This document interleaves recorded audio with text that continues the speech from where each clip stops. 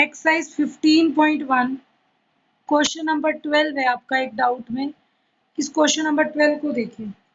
15.1 का question number 12 है कि अ bag contains 3 red 7 black balls. बेटे एक बैग है, उसमें 3 रेड 7 ब्लैक बॉल्स हैं, ठीक है। 2 balls are drawn at random without replacement। 2 balls randomly निकाली हैं और रिप्लेसमेंट नहीं करी। 2 balls are drawn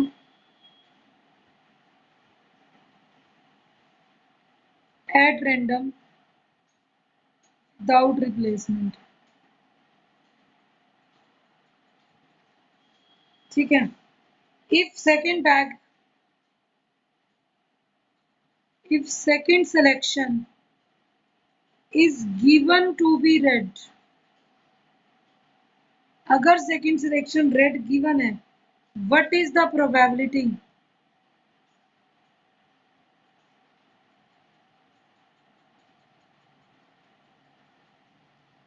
first is also red। अगर सेकंड सिलेक्शन रेड है, क्या प्रोबेबिलिटी है कि फर्स्ट भी रेड होगा। अब अगर सैंपल स्पेस बनाएं तो 2 बॉल्स निकाली हैं, क्या ऑप्शन बनेगा। R1 दोनों रेड आ सकती हैं, पहले रेड फिर ब्लैक आ सकती है, पहले ब्लैक फिर रेड आ सकती है और दोनों ब्लैक। ये तो आपका सैंपल स्पेस है। R1 R2 हो सकता है, R1 B2 हो सकता है, B1 R2 हो सकता है, B1 B2 हो सकता है। इसने बोला A second selection is given to be red, तो आपका A है second selection red. Second selection red का मतलब है R1 R2 B1 R2। ये आपका केस बन गया। सेकेंड रेड होना चाहिए, फर्स्ट की कोई बात नहीं करी। अब probability first is also red, B में क्या है, first is red. First red वाली R1 R2 R1 B2 दोनों रेड है।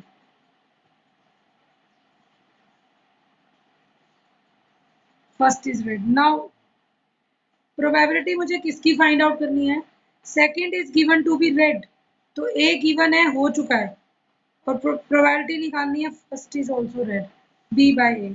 Formula is P of A intersection B by P A. What is P of A intersection B, common A और B का। R1 R2 दोनों का common है क्योंकि इसमें B1 R2 है, इसमें R1 B2, तो कॉमन इज R1 R2। तो प्रोबेबिलिटी किसकी चाहिए, R1 R2 की, और नीचे प्रोबेबिलिटी किसकी चाहिए ए में, R1 R2 प्लस या ये होगा या ये होगा B1 R2 दोनों की। फर्स्ट केस में रेड बॉल की प्रोबेबिलिटी फर्स्ट में 3/10 और सेकंड में R2। अब फर्स्ट को रिप्लेस नहीं किया तो 9 बॉल्स रह गई और ऊपर रेड भी 2 रह गई, तो 2/9 divided by R1 R2। First red है 3/10, सेकंड भी रेड है 2/9, फर्स्ट ब्लैक है 7/10, सेकंड R2 है, तो सेकंड के टाइम रेड बॉल तो 3 की 3 ही पड़ी है, पहले ब्लैक लिया आपने 3 रेड बॉल्स में से, लेकिन टोटल 9 हो गए। 10 और 9 90, तो सबका ही एलसीएम है 6/90, 6/90 प्लस 21/90, एलसीएम ले लो 6/90 27/90, 90 कट हो जाएगा, 3 2 6 3 9 2, दिस इज आंसर। ठीक है, हो जाएगा बेटे। अब दोबारा पूछना है कुछ शुभम, ठीक है बेटा। नेक्स्ट देखो, अब जो फोर्थ एक्सरसाइज है 15.4, उसके कुछ एग्जांपल्स कर लेते हैं इंपॉर्टेंट। देखो 15.4 एक्सरसाइज से पहले क्या है, संदीप इंडिपेंडेंट इवेंट्स की है ये भी। एग्जांपल 1 देखो, Sandeep and Salim appear for an interview for 2 post. दो बच्चे हैं, वो इंटरव्यू के लिए आते हैं। Probability of Sandeep selection is 3/5। Sandeep के सिलेक्शन की प्रोबेबिलिटी 3/5 है और सलीम के सिलेक्शन की प्रोबेबिलिटी 1/3 है। तो हम क्या मान लेते हैं, let A B event of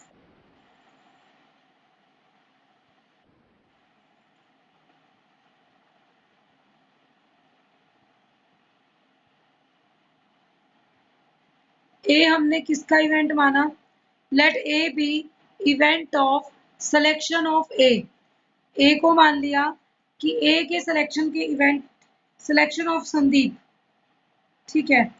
B event of selection of Salim. तो मुझे व्हाट इज पी ए के सिलेक्शन की क्या प्रोबेबिलिटी दी हुई है, 3/5। बी के सिलेक्शन सलीम के सिलेक्शन की 1/3। Probability that only one of them will be selected. अब one of them will be selected का मतलब दो इवेंट बनेंगे, E1 और E2।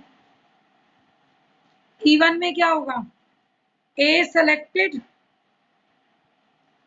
बी नॉट सेलेक्टेड, क्योंकि एक ही सिलेक्ट करना है, या be selected A not selected. दो बातें बनेंगी ना, आप इवेंट बनाओगे पहले कि या तो ए का सिलेक्शन होगा बी का नहीं, बी का होगा ए का नहीं, ठीक है। तो ये दो बातें हुई, इसने कहा ओनली वन, तो ओनली वन आ गया। अब ये तो नहीं लिखा कि संदीप का होगा या सलीम का, तो या ये इवेंट होगा या ये, इन दोनों के बीच में क्या आएगी, और। तो आप क्या लिखोगे,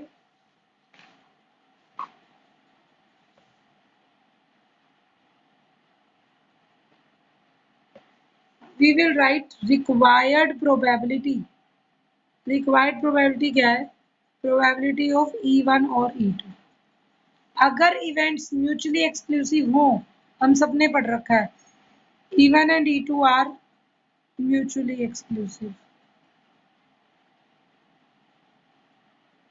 ये म्यूचुअली एक्सक्लूसिव है। तो आप probability of E1 plus probability of E2 लिखेंगे।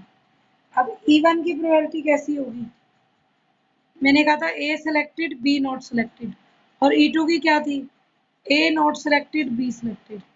This is P A multiply P B bar, P A bar multiply P B, क्योंकि आपस में इंडिपेंडेंट है। ए का सिलेक्शन होता है नहीं होता उससे बी को कोई फर्क नहीं पड़ेगा, बी का होता है नहीं होता ए का, तो मीन्स ए और बी का इंडिपेंडेंट इवेंट है तो मल्टीप्लाई में आ गए। अब पी ए कितना था, 3/5, और पी बी बार 1/3 का बार 2/3। यहाँ पे था पी ए इज 3/, तो what is P A bar 2/5, P B is 1/3, तो what is P B bar 2/3, P A bar is 2/5, P B is 1/3।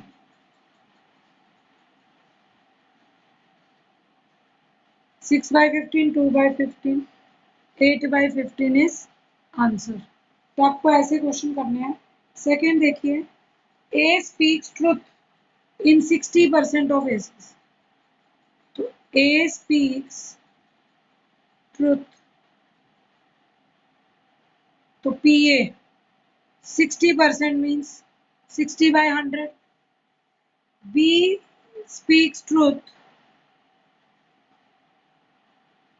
in 90% of cases. What cases they are likely to contradict each other? बेटा आपने आपको silent रखिए। In what cases these are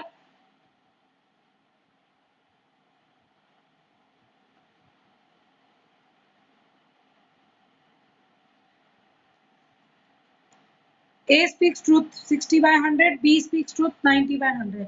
इसने पूछा इन probability find out करो इन what percent of cases they contradict each other। कितने cases में ये एक दूसरे को कॉन्ट्राडिक्ट करेंगे बेटा। अब देखो, जब हम ए में ट्रुथ करते हैं तो हमें ये बताना है कितने % ऑफ केसेस में ये एक दूसरे को कॉन्ट्राडिक्ट कर जाएंगे। तो ये 60 और 90 दिया हुआ है, तो पी ए बार निकाल सकते हैं आप। 40% वो लाई बोलता है, पीवी 10% झूठ बोलता है, स्पीक्स लाई। कॉन्ट्राडिक्ट का मतलब क्या होता है? दो इवेंट बनेंगे कॉन्ट्राडिक्ट के। E1 is event A speaks truth and B lies, और दूसरे में B speaks truth and A lies। दो में से एक बात होगी ना, तो ये और आ जाएगा, मतलब इसने कहा कॉन्ट्राडिक्ट होना चाहिए। और कोई भी दो लोग कॉन्ट्राडिक्ट कब करते हैं? एक सच बोले दूसरा झूठ, या एक झूठ बोले दूसरा सच। सेम फेवर में कब होते हैं? एग्री कब करते हैं? या तो दोनों ही झूठ बोल रहे हैं या दोनों ही सच बोल रहे हैं, तब एग्री होता है। एक सच एक झूठ बोलेगा तो हमेशा कॉन्ट्राडिक्शन होगी। तो प्रोबेबिलिटी रिक्वायर्ड क्या होगी? E1 और E2, P of E1 plus P of E2। क्यों? क्योंकि E1 E2 म्यूचुअली एक्सक्लूसिव है। या ये केस होगा या ये होगा।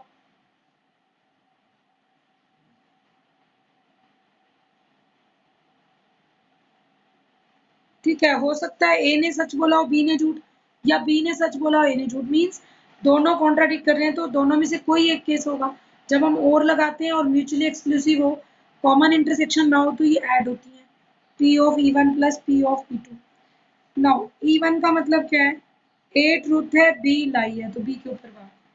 और इसमें ए लाई है बी ट्रूथ है। पी ए मल्टीप्लाई, क्योंकि ये इंडिपेंडेंट इवेंट्स हैं, P A bar multiply P B. What is P A? 60/100 और P B bar 10/100 plus P A bar 40/100, P B bar 90/, P B is 90/100। 40 और 90, 60 और 10, this will become 600 plus 3600 divided by 10,000।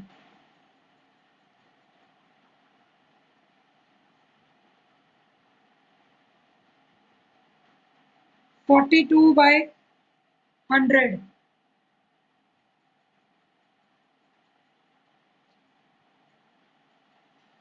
ये किस पे चला जाएगा? 42, 2 पे कट कर दो, और कट होगा नहीं, तो 21/50। ठीक है, या तो ऐसे लिख दे, और अगर इसने परसेंटेज पूछा तो वो है ही 42/100। तो what we will write? A and B contradict each other in 42% of cases। 42% तो वो एक दूसरे को कॉन्ट्राडिक्ट करते हैं।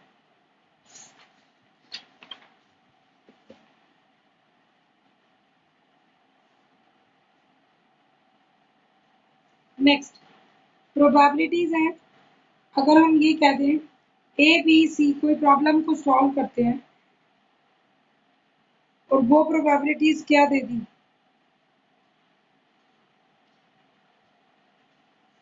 P ऑफ ए प्रॉब्लम को सॉल्व करता है 1/3 टाइम, बी प्रॉब्लम को सॉल्व करता है 2/7 टाइम, और सी प्रॉब्लम को सॉल्व करता है 3/8 टाइम। ये तीनों दिए हुए हैं, ए बी सी की probability of solving a problem. Probability of solving a problem. ठीक है, एबीसी की probabilities they the. Now he is saying if all three try to solve the problem, probability that exactly one of them will solve। ये कह रहा है probability find करो। पहले था एटलीस्ट वन लास्ट एक्सरसाइज में, तो हमने कहा था कोई भी सॉल्व ना करे, वन में से वो माइनस कर दो तो एटलीस्ट वन आ जाएगा। मीन्स चाहे दो लोग करें, तीन करें, एक करे, सॉल्व होनी चाहिए। यहाँ पर है find probability that exactly one of them solve problem.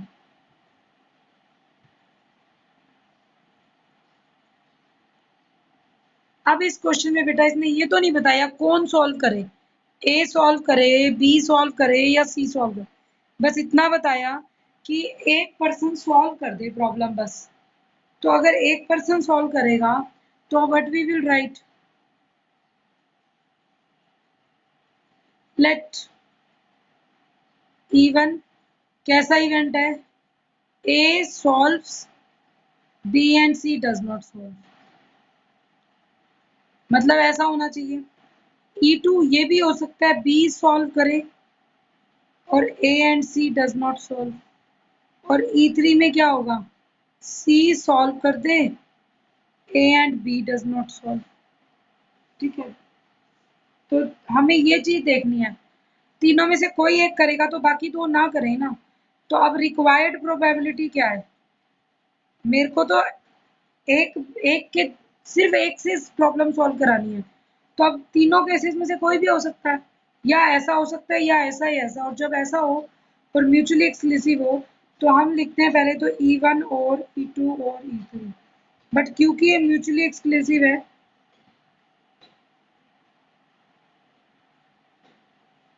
तीनों की प्रोबेबिलिटी अलग अलग आएगी। E1 की प्रोबेबिलिटी, ए ने सॉल्व कर दिया, बी और सी के ऊपर बार आ जाएगा, नहीं किया। E2 में ए के ऊपर बार, बी और सी बार, और E3 में ए बी बार और सी सिंगल। अब आप इनकी वैल्यूज निकालो और पुट करते जाओ।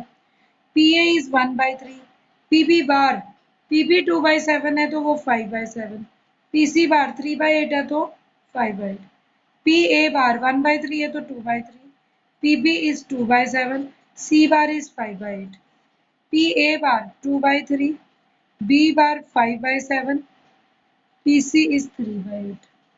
नीचे तो 3, 7 और 8 ही है सबके, तो वो तो सेम आ जाएगा।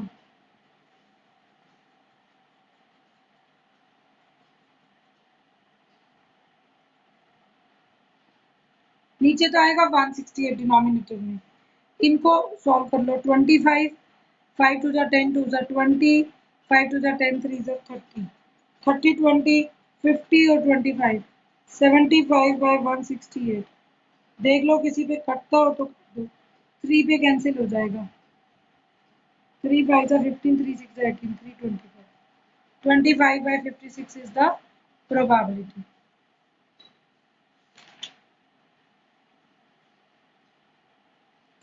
नेक्स्ट देखो,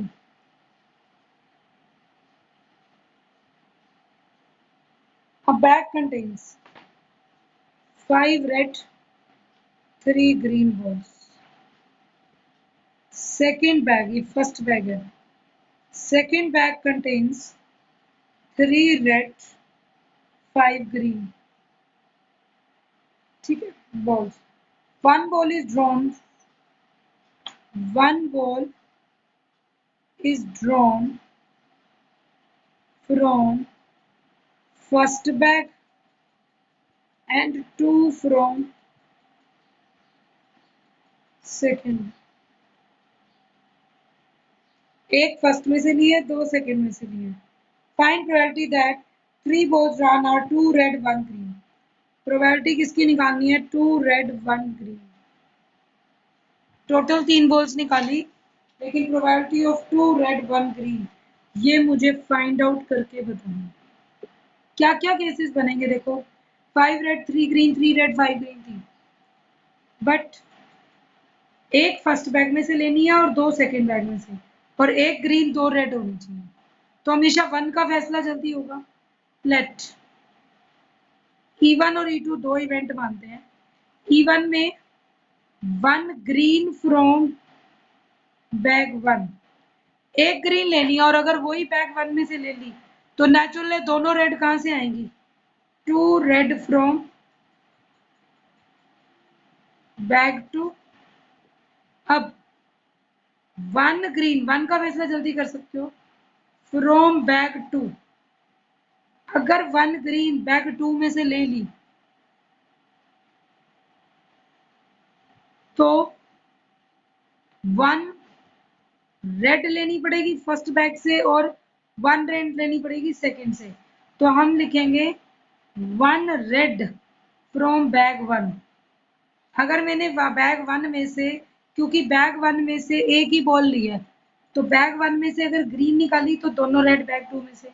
अगर बैग 1 में से रेड ले ली तो 1 रेड 1 ग्रीन फ्रॉम बैग 2। अब बैग 2 में से 2 कलर लेने पड़ेंगे, एक रेड और एक ग्रीन, ताकि 2 रेड पूरी हो जाए और एक ग्रीन।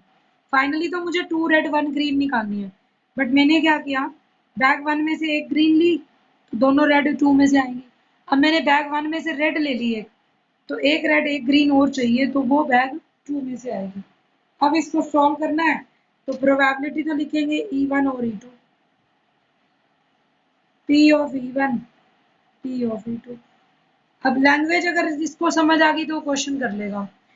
E1 एक ग्रीन लेनी है फर्स्ट बैग में से, फर्स्ट बैग में से ग्रीन निकालना, 3/8 मल्टीप्लाई, दोनों रेड लेनी है बैग 2 में से, 3 रेड है उसमें से, 3C2/8C2। अगर 2 चूज करते हैं तो C यूज कर लेते हो, इसका मीनिंग भी 3C1 8C1 है, बट वो हम लिखते नहीं क्योंकि अंडरस्टूड है 3/8। अब टोटल ग्रीन रेड है, उसमें से 2 चूज कर लेंगे और टोटल बॉल्स 8 है, 8C2 प्लस E2 में क्या है, 1 रेड फ्रॉम बैग 1, 5/8, बैग 1 में से एक ले ली, 5/8 मल्टीप्लाई।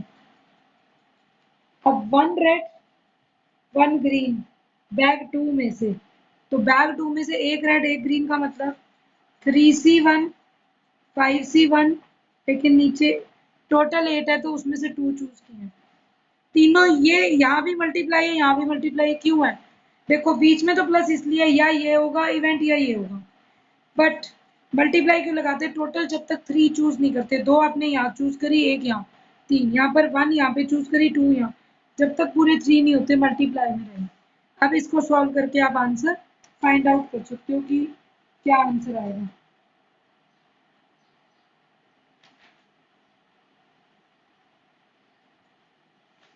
नेक्स्ट देखते हैं।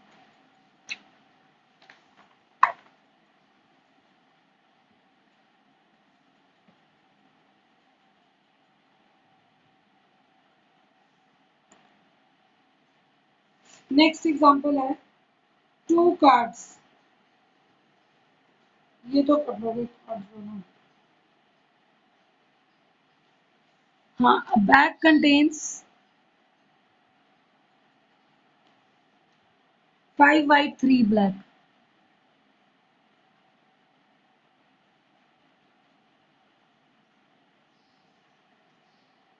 5 white 3 black balls है, 4 balls are successively drawn out,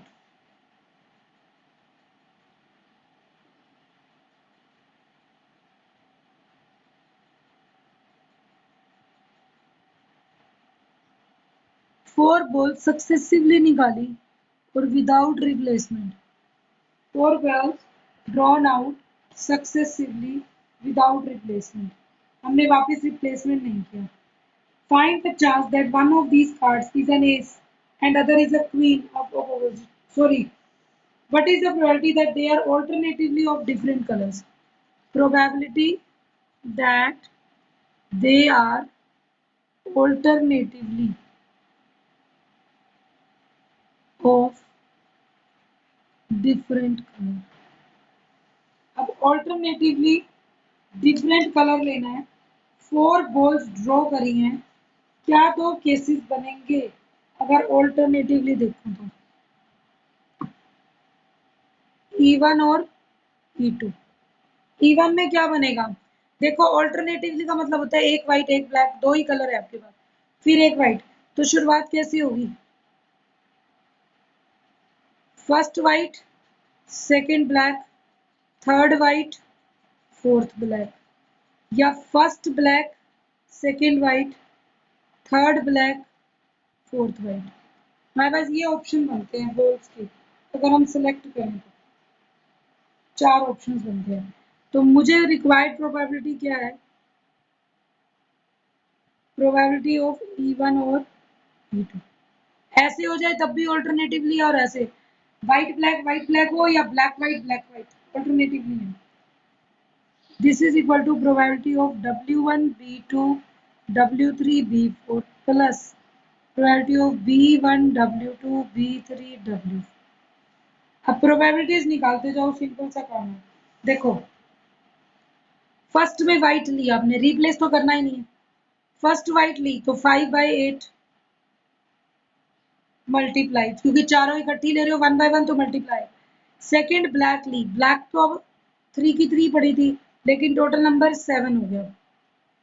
third white ली, अब वाइट एक पहले ही जा चुकी है तो 4 रहती है, और टोटल 6 बची हैं। फिर आपने फोर्थ ब्लैक ली, ब्लैक एक पहले ही जा चुके, 2/5 ये आ गया, प्लस उल्टा करें, फर्स्ट ब्लैक ली तो 3/8, सेकंड वाइट ली 5/7। अब 5/7 आएगा क्योंकि 7 रह गई लेकिन 5 वाइट पूरी है। थर्ड ब्लैक ली तो 3 पहले थी, 2 रह गई, बाय 6। वाइट ली तो वाइट 4 बची हैं, और बाय 5। नीचे तो 8 7 6 5 सेम है आपके पास, लेकिन ऊपर वाली टर्म में 5 3 4 2 है। इनको सॉल्व करके देखो तो कैंसिल ही हो रहा है। 4 2 जा 8 कैंसिल, 3 2 जा 6, 5 से 5 1/14, 2 4 8 कट, 3 2 जा 6 कट, 5 से 5 कट, 1/14 1/14 2/14, 1/7 is probability, 1/7 इसकी प्रोबेबिलिटी हो जाएगी। लास्ट एक एग्जांपल और देख लो। A and B throw coin alternatively.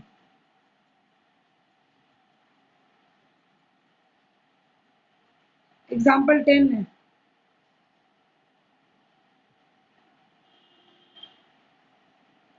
ए और बी अल्टरनेटिवली थ्रो कर रहे हैं coin till one of them gets head.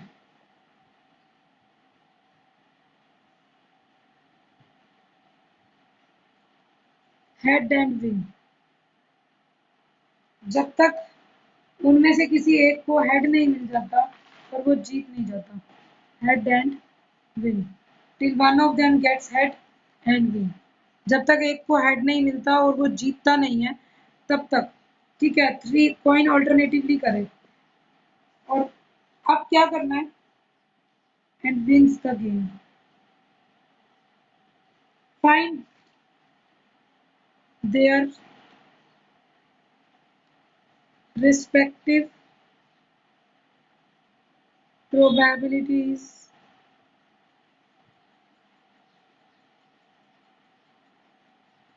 of winning। उनके जीतने की प्रोबेबिलिटीज बताओ। हम क्या करेंगे,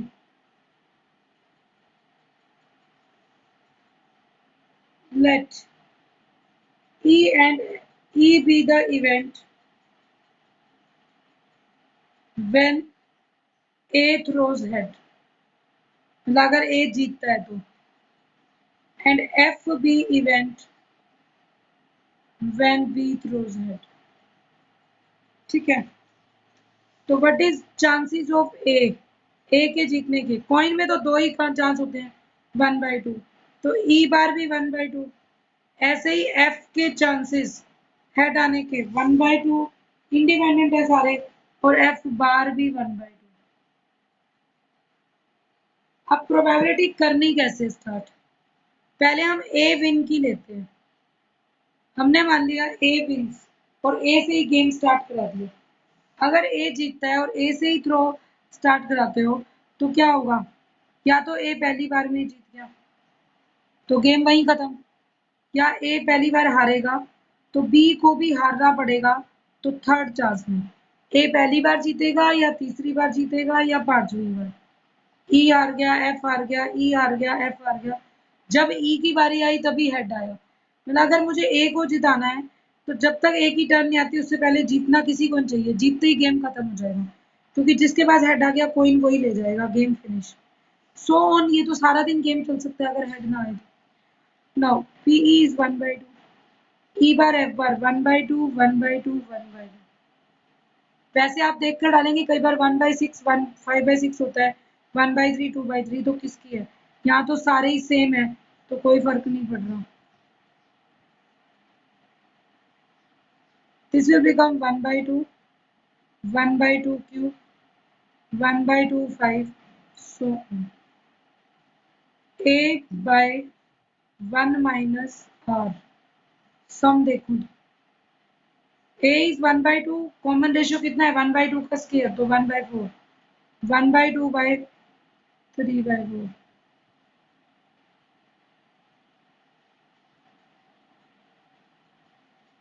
2/3 किसके चांसेस हैं?